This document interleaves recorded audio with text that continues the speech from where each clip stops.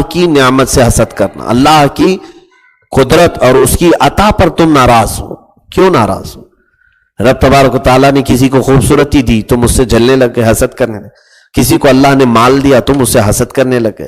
کسی کو مقام دیا، مرتبہ دیا، اس سے تم حسد کرنے لگے. کسی کو علم دیا، اس سے تم جلنے لگے. کچھ لوگ بنا کسی مطلب کے دشمنی کرتے، اسی کو حسد کہا گیا ہے. بنا کسی مطلب کے، ان کو کوئی بھی تکلیف نہیں ہے، لیکن دل کے اندر جو کڑن ہے، حسد ہے، یہ بہت ہی خطرناک بیماری.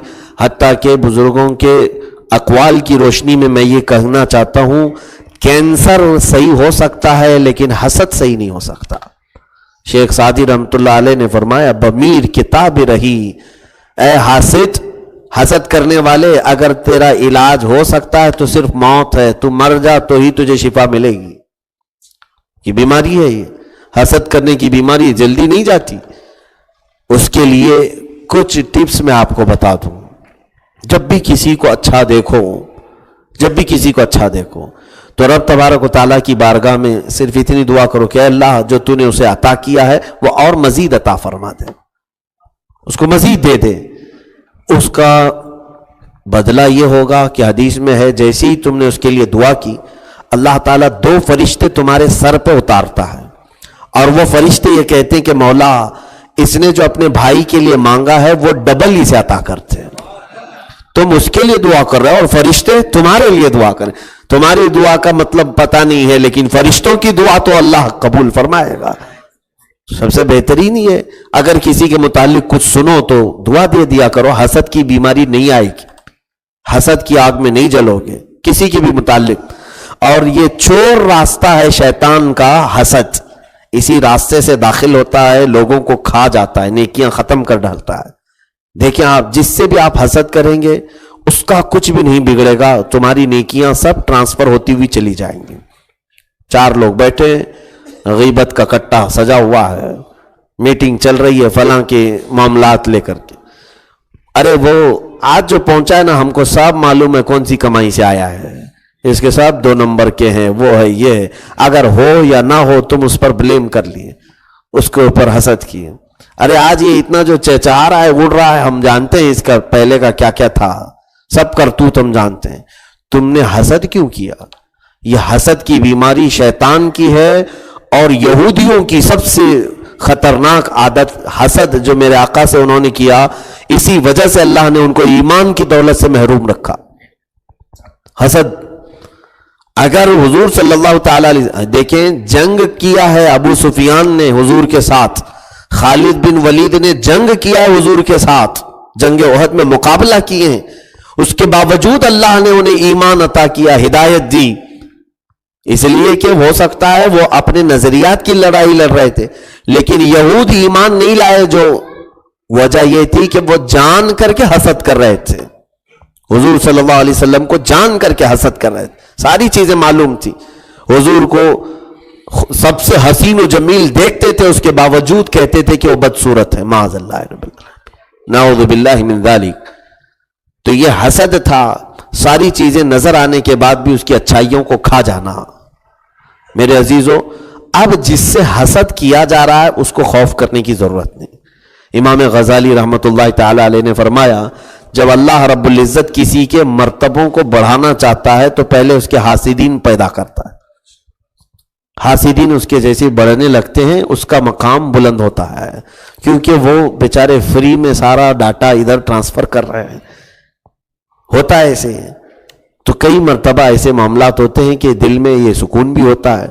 میرے عزیزو، اگر ہم اپنی بات کریں، ہم اپنے گناہوں کے اعتبار سے کب کے پکڑے جائیں اللہ رب العزت کی بارگاہ، لیکن کچھ لوگوں نے ہمیں گالی دے کر کے، کچھ لوگوں نے حسد کر کے، کچھ لوگوں نے جلن کر کے کچھ چیزیں ہمارے پاس ویسی پہنچائی ہیں، شاید اسی وجہ سے اللہ رب العزت معاف کر دیتا ہے. قیامت کے دن بھی یہی چیزیں ہوں گی. جتنے لوگ تمہاری غیبت کرتے تھے، جتنے لوگ تمہارے سے حسد کرتے تھے، قیامت کے دن وہ بھی کھڑے ہوں گے. ایک ذرہ بھی اللہ نہیں چھوڑے گا. فَمَن يَعْمَلْ مِثْقَالَ ذَرَّةٍ خَيْرًا يَرَهُ. جس نے ذرے کے برابر، ذرہ کہتے ہیں وہ رائی کے دانے سے بھی کم ہوتا ہے، کہا اتنی بھی نیکی کیا ہو وہ بھی ہم دکھائیں گے. وَمَن يَعْمَلْ مِثْقَالَ ذَرَّةٍ شَرًّا يَرَهُ. اللہ فرماتا ہے رائی کے دانے کے برابر بھی، ذرے کے برابر بھی اگر کوئی برائی کیا ہو وہ بھی ہم قیامت کے دن اسے دکھائیں گے۔ تم نے کچھ بھی کیا ہو، کسی کے متعلق حسد کیا ہو، وہ چیزیں وہاں آئیں گی اور اس کو حق دلایا جائے گا جس سے تم نے حسد کیا تھا، جس کی خرابیاں تم نے بیان کرتے تھے، جس کی غیبت تم کرتے تھے، اس کو ساری چیزیں تمہاری دلائی جائیں گی۔ اسی لیے اب اس کے احکام میں آلریڈی پہلے بیان کر چکا ہوں، کیا چیز غیبت میں آتی ہے، کیا چیز نہیں آتی ہے، کون سا حسد ہے، کون سا نہیں۔ اب مثال کے طور پر اگر میرے پاس تھوڑا بہت اگر علم ہے، اگر مجھ سے آپ حسد کر رہے ہیں تو جائز ہے، مجھ سے حسد کر سکتے ہیں، یا پھر کسی علم والے سے، اس کو حسد نہیں کہیں گے، اس کو رشک کہیں گے، اس لیے کہ علم والے کے ساتھ اگر آپ اس لیے رشک کر رہے ہیں کہ اللہ نے اس کو یہ دیا ہے، کاش مجھے بھی یہ چیز مل جائے، ثواب ہے، لیکن حسد اس وقت مانا جائے گا جب علم والے کو اس نیت سے دیکھیں کہ اللہ اس کو ختم کر دے، اس کو گرا دے۔ تم نے اگر دل میں برا ارادہ کیا تو وہی حسد ہو گیا۔ اب کسی مالدار کو آپ دیکھیں بڑا پیسے والا ہے اور خیرات صدقات وغیرہ کرتا ہے تو آپ دل میں رشک کریں، کیسا ہے میرا بھائی، اس کو اتنا سب ملا ہے، کاش میرے پاس بھی ایسا ہوتا تو میں اتنے خیرات کرتا۔ رب تعالیٰ کے حبیب صلی اللہ علیہ وسلم نے فرمایا ہے تم نے ایسا ارادہ کیا، دو لوگ قیامت کے دن، سنیے بڑی میرے مولا کی مہربانیاں دیکھیں، ایک کو اللہ نے بہت مال دیا تھا، بہت مالدار ہے، سیٹھ ہے، غربا مساکین کو بہت تقسیم کرتا تھا، خیرات کرتا تھا، بہت ثواب اس نے کمایا، اور ایک تھا غریب، اس کو کچھ بھی نہیں، اس کے پاس پیسے نہیں تھے، لیکن روزانہ اس امیر کو دیکھتا تھا اور یہ کہتا تھا کہ کاش میرے پاس ہوتے تو میں اس سے زیادہ لوگوں کو تقسیم کرتا۔ قیامت کے دن جب حساب ہوگا تو اس مالدار کو خیرات، صدقات اور مساکین کی محبت کی جو جزا ملے گی، جنت، اللہ رب العزت وہ بہت بڑا اجر اسے دے گا، اتنا ہی اجر اس غریب کو بھی عطا کرے گا۔ اس سے پوچھا جائے، یہ پوچھے گا کہ مولا اس نے تو بہت خیرات کیا، میں نے تو کوئی خیرات نہیں کی۔ رب فرماتا ہے تیرے پاس ہوتا تو بھی خیرات کرتا، تو نے نیت جو کیا اس نیت پر ہی اجر ہے، نیت پر اللہ اجر دے رہا ہے۔ تو جلنے کی بجائے کاش یہ نیت ہی کیوں نہ کر لیا جائے، حسد کرنے کی بجائے کیوں یہ نیت نہیں کر لیتے کہ کاش میرے پاس بھی ایسی طاقت ہوتی تو میں یہ کر لیتا۔ مجاہد کو دیکھ کر اگر آپ نے نیت کی کاش میرے پاس یہ تمام اسباب مہیا ہوتے تو میں بھی مجاہد ہوتا، تو اللہ تبارک و تعالیٰ تمہیں اس کے ثواب تک پہنچائے گا۔ حاجی کو دیکھ کر حج کی تمنا کرنا حسد نہیں ہے، بلکہ اگر آپ یہ تمنا کریں کاش میرے پاس مال ہوتا تو میں بھی اللہ کے گھر جاتا، رب تبارک و تعالیٰ تمہیں حاجی کے ساتھ قیامت کے دن اٹھائے گا۔ نیت یہ ہے، اور ایک طرف ہے وہ جلنا، کوڑنا، حسد کرنا، اس میں جو ہے وہ بھی ضائع ہو جائے گا، وہ بھی ختم ہو جائے گا۔ اس لیے اس عادت سے توبہ کریں۔ کسی سے حسد اور جلن، یہ بیماری ایسی ہے، اور خاص طور پر یہ بیماری کثرت سے عورتوں میں آتی ہے، عورتوں میں جلن، کڑن، حسد، یہ تمام چیزیں، اور اسی لیے یہ بھی فرمایا گیا۔ اچھا آپ سے ایک بات یہ بھی میں کہوں، حسد اگر کوئی کرتا ہے تو آپ کو اللہ رب العزت کی بارگاہ میں شکر بجا لانا چاہیے۔ کیوں؟ حسد اسی سے کیا جاتا ہے جس کے پاس کچھ ہوتا ہے۔ حسد کس سے کیا جاتا ہے؟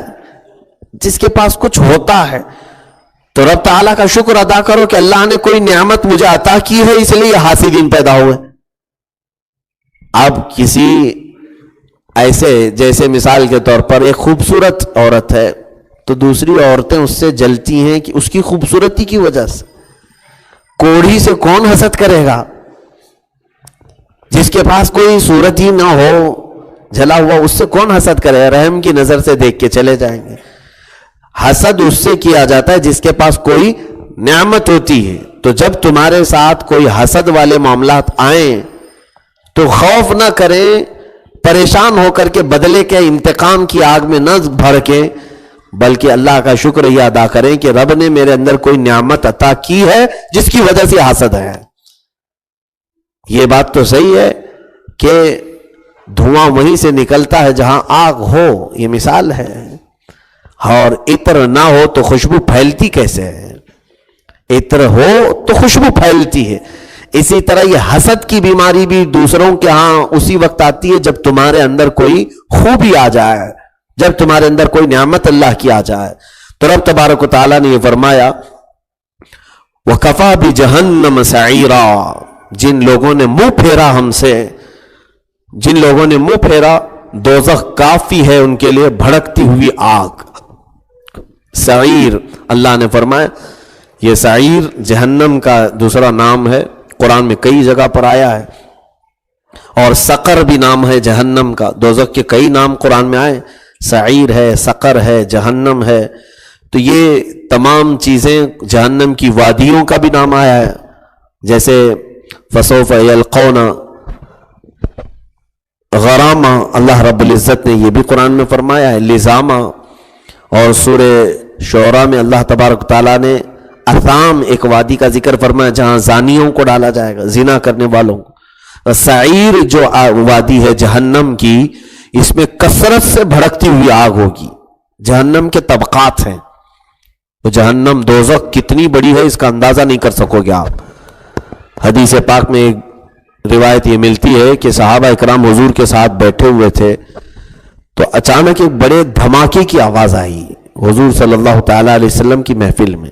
صحابہ سے حضور نے فرمایا میں نے ابھی ایک آواز سنی. حضور سنتے تھے، میں نے ایک آواز سنی. صحابہ سے فرماتے جانتے ہو تم وہ کون سی آواز میں نے سنی؟ صحابہ نے پوچھا یا رسول اللہ صلی اللہ علیہ وسلم آپ بہتر جانتے ہیں. فرمایا میرے آقا صلی اللہ علیہ وسلم نے آج سے تقریباً 70,000 سال پہلے دوزخ کے منہ سے ایک پتھر گرایا گیا تھا، وہ اب جا کر کے اس کی تہ میں گرا ہے. اب اس کی لمبائی اور چوڑائی اس کا اندازہ نہیں ہے. اور جہنم میں جن لوگوں کو ڈالا جائے گا یہ چھوٹے چھوٹے لوگ نہیں ہوں گے.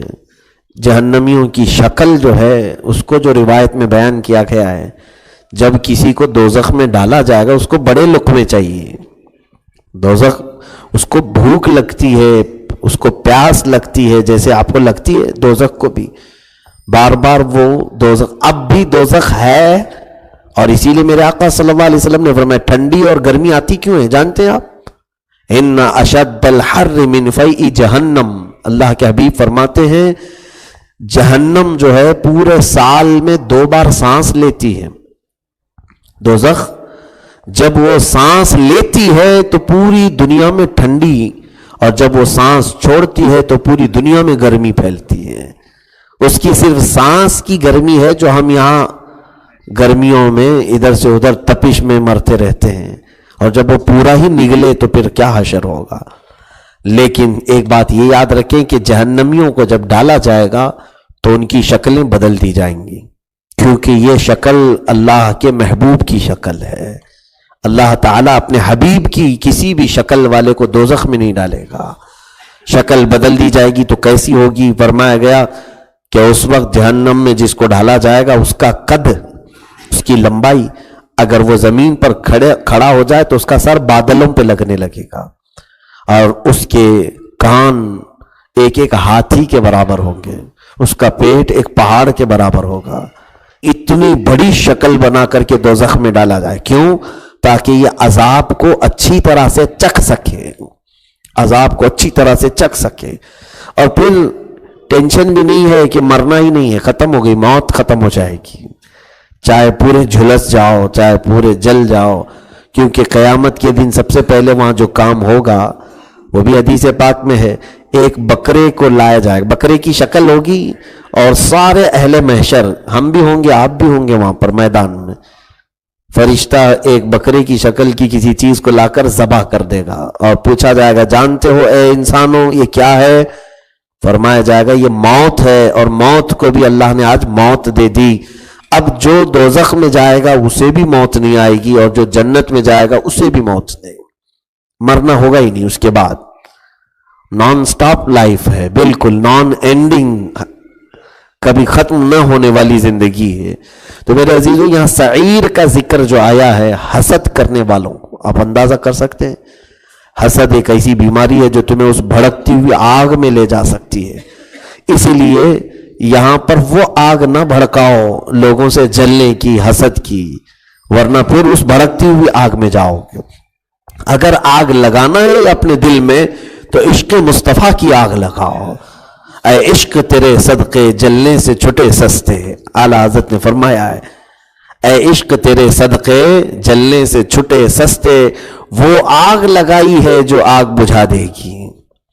قیامت کے دن ہم نے اگر مصطفیٰ کریم صلی اللہ علیہ وسلم کی محبت کی آگ لگا لی اپنے دل کے اندر، بار بار طلب ہو میرے نبی کی محبت کا، ان کے دیدار کا، تو قیامت کے دن فرمایا گیا کہ جب ایک عاشق رسول پل صراط کے اوپر سے گزر رہا ہوتا ہے، دوزخ کے اوپر سے جنت کی طرف جا رہا ہوتا ہے، تو جہنم پکار کر کے کہتی ہے بار بار اے دیوانے جلدی نکل جا، تیرے اندر جو آگ جل رہی ہے اس کی وجہ سے میری آگ ٹھنڈی ہو رہی ہے. یہ اس کا مقام ہے جو عشق مصطفیٰ میں مبتلا ہو. میرے عزیزو، آگ حسد کی جلانے سے بہتر ہے محبت مصطفیٰ کی آگ بھڑکاؤ. اور یہ ایسی آگ ہے کہ پوری دنیا کو روشن کرے گی، کسی کو خاکستر نہیں کرے گی، جلائے گی نہیں، لوگوں کو راکھ نہیں کرے گی. اسی لیے حضرت ابوبکر صدیق رضی اللہ تعالیٰ عنہ، بلکہ حضرت جنید بغدادی کے متعلق بھی ایک روایت ہے کہ آپ کی خانقاہ سے قریب میں ایک یہودی یا کوئی عیسائی حکیم رہتا تھا، بہت پرانا حکیم تھا. تو آپ کا یعنی طہارت خانے کے جو پیچھے سے نالی گزرتی ہوگی پیشاب، تو وہ ایک جگہ بیٹھا ہوا، پیشاب اس وقت بھی یورین ٹیسٹ ہوتا تھا، آج بھی ہوتا ہے، اسی سے پتہ چلتا ہے انسان کی طبیعت کیا ہے. اس حکیم نے پیشاب دیکھ کر کے کہا، پیشاب کو غور سے دیکھا اور کہا اپنے چیلوں کو جو بھی اس کے پاس رہے ہوں، کہا کہ دیکھنا یہ پیشاب کہاں سے آ رہا ہے، یہ یورین. کہا کیوں؟ کہا کہ میں دیکھ رہا ہوں کہ ایک ایسے انسان کا یہ پیشاب جس کا دل جل چکا ہے، جس کا دل جل چکا ہے. تو پھر ان لوگوں نے تلاش کیا تو وہ پوری خانقاہ پر پہنچے، وہ حضرت جنید بغدادی کی تھی. آئے پوچھے کہ مطلب یہ تو ہماری حکمت کے حساب سے، ڈاکٹری کے حساب سے اندر جس کا دل جل چکا ہو اس کا پیشاب ہو سکتا ہے. انہوں نے کہا صحیح پہچانے، میں نے محبت مصطفیٰ میں دل کو جلا دیا ہے. اعلیٰ حضرت نے فرمایا ہے کباب آہو میں بھی نہ پایا مزہ جو دل کے کباب میں ہے. اعلیٰ حضرت فرماتے ہیں ہرن کے کباب میں بھی وہ مزہ نہیں ملا، مزہ جو دل کے کباب میں ہے، جب محبت مصطفیٰ میں یہ جلتا ہے. اسی لیے اعلیٰ حضرت فرماتے ہیں پھر کے گلی گلی تباہ ٹھوکریں سب کی کھائی کیوں، دل کو جو عقل دے خدا تیری گلی سے جائے کیوں.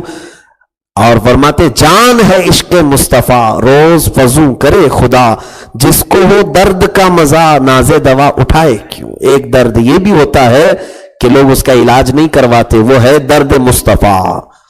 میرے عزیزو، حسد اور جلن کی آگ میں بھڑکنے سے بہتر ہے کہ اللہ کے حبیب صلی اللہ علیہ وسلم کی الفت و محبت میں تڑپتے رہو. ایک دن وہ آ ہی جائے گا وقت جب تمہیں کہا جائے گا کہ آنکھ کھول، تیرے سامنے تیرا آقا موجود ہے. اللہ رب العزت ہم سب کو دارین کی سعادت عطا فرمائے. وآخر دعوانا الحمدللہ رب العالمین.